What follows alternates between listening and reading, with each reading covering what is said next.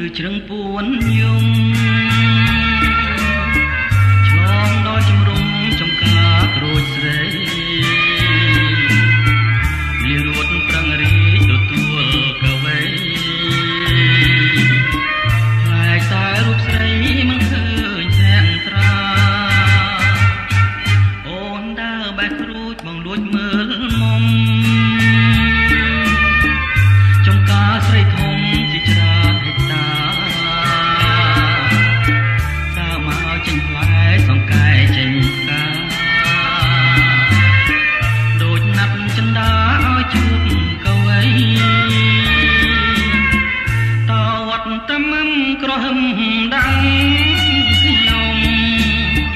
ការពីរូបមុំក្រពុំពេញវ័យអូនចង់ទឹកលើស្ពានបងថ្មី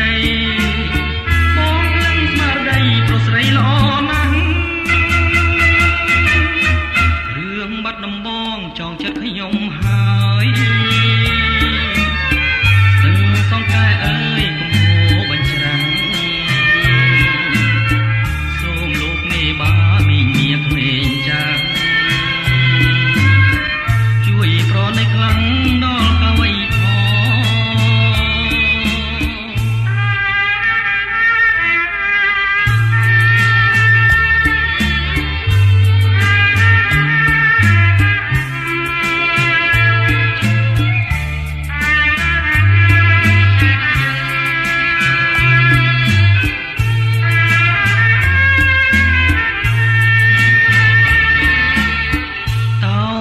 ត្មឹមក្រហម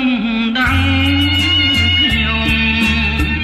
ការពីរូបមុំក្រពុំពេញវ័យអូនចង់ទឹកលើស្ពានបងថ្មីមកឡើងស្មារតីប្រុសស្រីល្អណាស់រឿងបាត់ដំបងចង